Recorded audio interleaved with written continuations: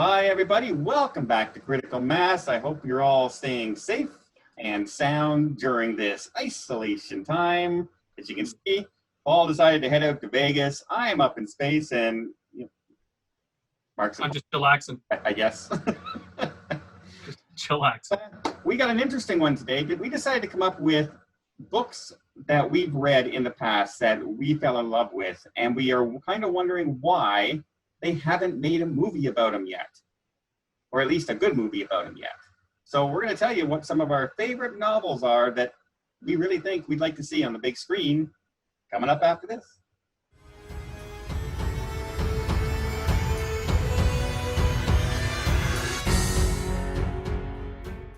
All right, so how many novels do you want to say, guys? 2 or 3? 2 is fine. 2? All right. Our favorite 2 novels that haven't been made into movies yet. Go ahead, Paul. You can start us off. So we do one each and then we go around again? Yep. Sure. Okay.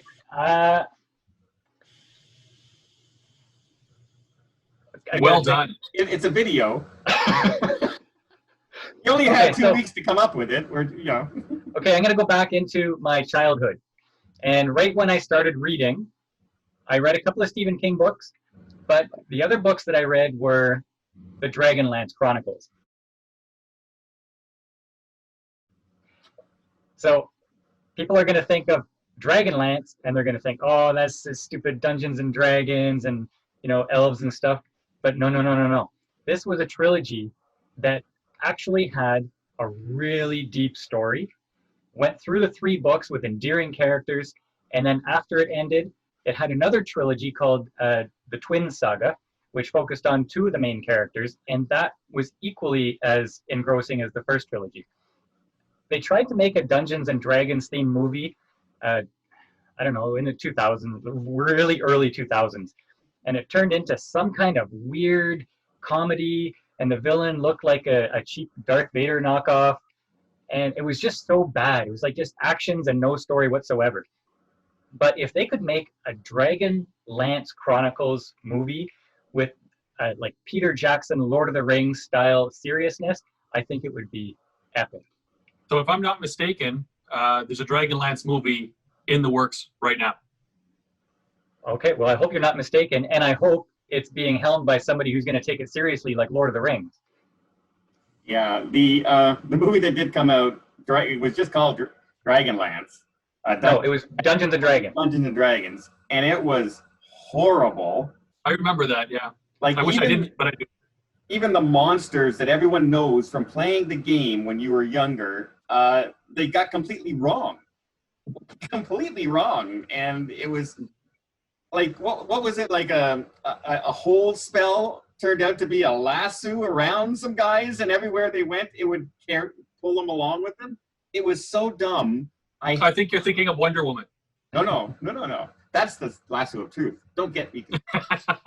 No, I agree, Paul. I would love to see that movie, as that trilogy, as put out some money, get some characters and good writers behind it, and show us good visual effects, because it would be awesome. Like I remember they did Dragonheart with Sean Connery was the voice of the dragon, and like my memory of it was they did that movie very well. Like the dragon was quite realistic. They did amazing effects in Jurassic Park. Lord of the Rings turned out wonderfully. Why can't the Dragonlance Chronicles be done well now?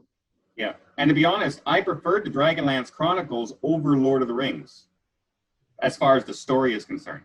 I have listened to those.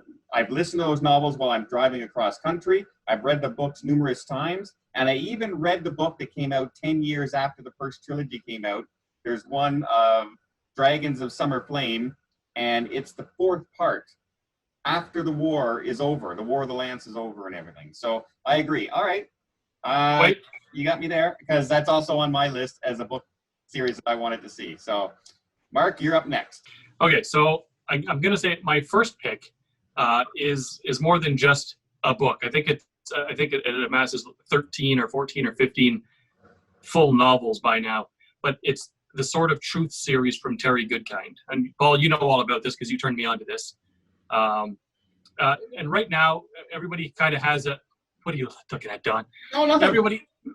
everybody has like the Lord of the Rings or the Witcher or like those types of shows on the brain right now, and there's nothing for them right now. There's nothing to watch anymore. I think this would be a perfect follow-up to something like The Witcher. It's the wizardry, it's the magic realms. It's about a wizard who doesn't know he's a wizard, but it's you could probably explain this better than I could, Paul. Not really. You can't do it much worse. I will agree with you. This was going to be my choice, but I said, you know what? I know Mark liked these novels, and I bet you he's gonna choose them. But I would for sure say that series should be on TV. Like they tried to do it, but it was kind of like even worse quality than the Xena Hercules. Yeah, they did a really low budget copy called The Seeker, probably about 8 to 10 years back now. Yeah, and but if they have to do it right. They have to put the Witcher quality or the Game of Thrones quality into it, and people would love it. Yeah, I agree. So if you haven't read it, it's the first book is called A Wizard's First Rule. Give that a read, and if you like that, move on to the second novel. I think Paul gave up probably around novel 8 or no, 9. I think it was number 4 or 5 where they switched all the characters around, and I couldn't get past it because I didn't know all the characters. There was one book in the entire series, and it helps you to follow the rest of the series. But they threw a switch up where they started talking about a bunch of characters that you don't really care about or don't really know a few books in, and you have to sort of force yourself to get through that one book. That should be made into a high budget movie. None of these low budget little Hercules Xena type programs that they had on. Put some money behind it, and it could be really good. The first book is called A Wizard's First Rule. If you can get through that one all the way through, like all of the books, sort of, it's an intertwining story, and there is a like a sort of a bad guy they have to defeat at the end of this book. But once they do, they introduce sort of a newer, more bad guy throughout the rest of the series, and it was a really enjoyable story. Okay, so it's the story about a wizard who doesn't know he's a wizard, and there's a bad guy in it. Yeah, it's a very original sounding story, Harry. This came out before Harry Potter. Harry Potter probably ripped this off. Yeah, it sounds like it.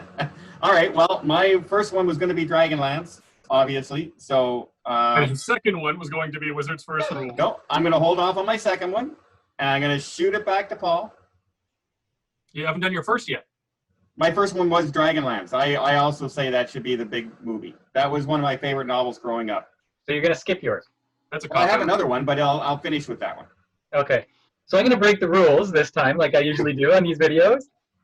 And mine's not going to be a book. It's going to be a video game, and it's Dragon Age Origins. And I didn't want to have another dragon-based movie to suggest, but in playing Dragon Age Origins, the lore in this game is so deep and so interesting, and the characters are so, they're so real that they become like a part of your circle of friends, that when it's all over, you miss it, and you want to go back and you want to play it all over again. I think I've put hundreds of hours into this game, and just like Dragonlance Chronicles, there is so much in this game that you can put into a movie that's already in the game. All you have to do is transfer it over, because it is so high quality as it is. Put it on the movie screen, people are going to love it. There you go, 2 dragon things from me.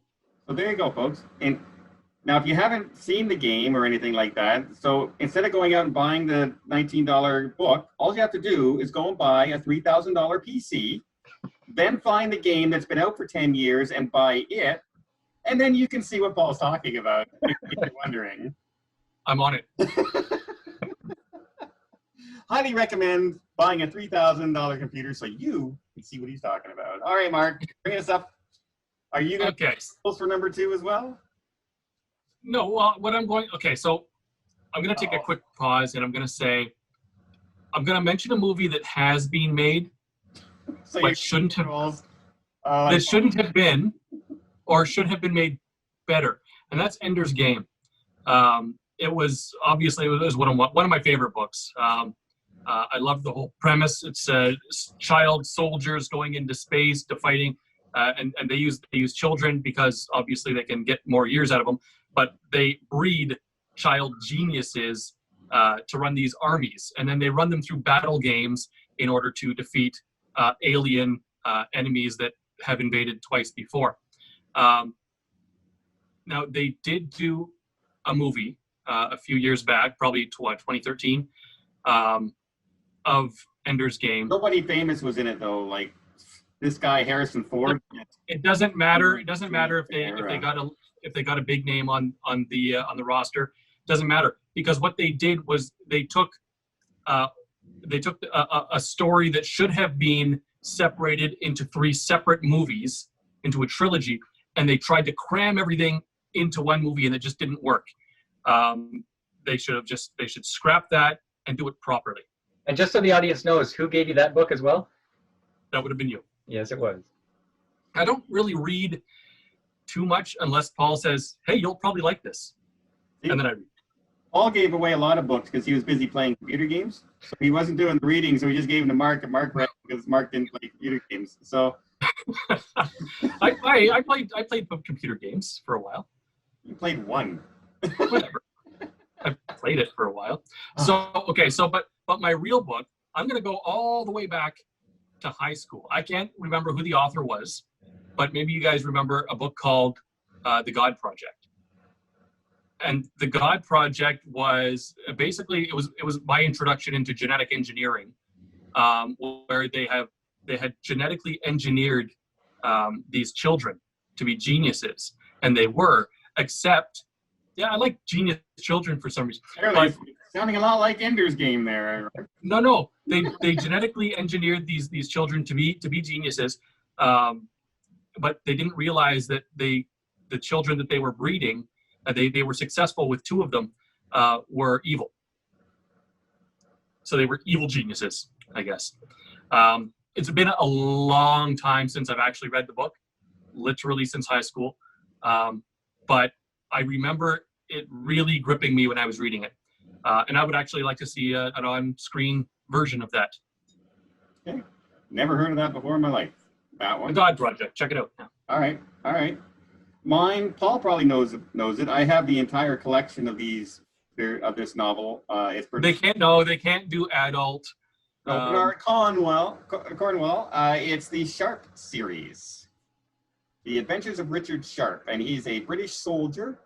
He starts off as a private, and it follows his career all the way up to captain in the British Army in the Napoleonic era. And he is, back then in those days, to become an officer, you had to be rich. You had to be, they paid for their commissions to be officers in the, you didn't go up through the ranks for promotion. You had to buy your promotions. And you could raise your way up through the ranks if you had 2 qualifications. One of them is you had to be able to read and write, and the other one is you had to do some kind of act of bravery, that defied death, sort of thing. And he does one by saving the general of the army, and it turns out that that's Lord Wellington, who ends up beating Napoleon. But the way they wrote the novel and followed his career, you would think right then, well, he saved the general's life, so now the general's going to do all these favors for him and help him out. And the general couldn't be bothered less with this guy because he's of a low rank. And back then, it was all about class and society. Sergeants did not hang out with the men. Captains did not hang out with sergeants. And they have a bunch of characters that ended up coming from the first novel that you follow all the way through. And they bring in new people. And, of course, they have a BBC series out there right now that they did about 7 of the novels. But it's a BBC series.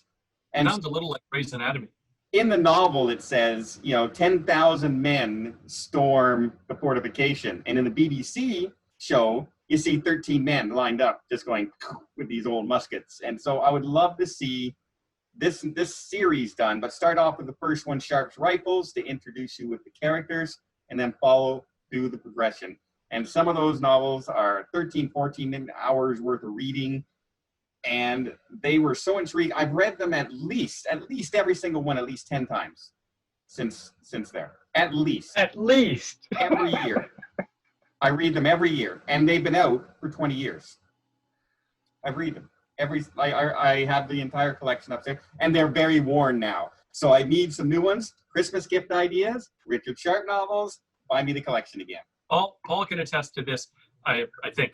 How many times have I read Ender's Game? Yeah, quite a few times. Yeah. Yeah, that used to be my, okay, I finished reading it. Let me start again. Yeah. And Bernhard Coe also has a King Arthur series out there as well. But it's not about King Arthur. It's about another person in King Arthur's court. And there's a twist on it. They kind of explain how Merlin is themed as a wizard, but he's not really a wizard. And, you know, Lancelot is a coward. And it kind of twists the whole story around. But it was really, really intriguing. And so, yeah, that's one of my favorite authors. Everything he comes out with, he has like 4 different series out there. And I've liked them all so far. It's funny that you say that, because I was going to say, just as we sign off, another book that I would like to see made into a movie was Stephen R. Lougheed's, I don't even know the titles of the books, but they're King Arthur and Merlin, but it does the same thing. Like, it brings it right down to pagan Celtic society, and it's not like the knights in shining armor kind of thing. Yeah, it's not the watered down heroes of the round table. No. Gritty, and it explains things more. Right? Yeah. So, and like, for instance, you know, when you have an evil enchantress, she's not really an evil enchantress. She's pretending to be the evil enchantress, and she preys upon the fears that people used to have back then of everything, of the gods, of evil and witches and raising of the dead. And so she would just rub stuff on her face and stuff like this to look horrific. Yet if anyone wasn't afraid of that stuff, they had no fear of her. They just, you know, slap them around if they wanted to. It's a nice twist on those kind of stories, because I don't want to see that story with fireballs being shot out of your hand and stuff like that. Leave that for the fantasy stuff. I want to see a really good novel of one of those ones out there. So I agree. Well, there you go, everybody. That's some novels that we grew up with as kids, especially that Dragonlance series. Definitely would love to see that. I don't think the Sharpe novels would be a money grabber enough, because Napoleonic era, a lot of people not too excited about people loading their guns, taking 3 minutes, bang. You know, it didn't. Let me load my musket, sir. Yeah. But but check out the novels. But Dragonlance, I think that would be another Lord of the Rings if they did it right. Well, let's know what you guys think. Name us some novels down below that you guys have read that you would love to see out there as a movie.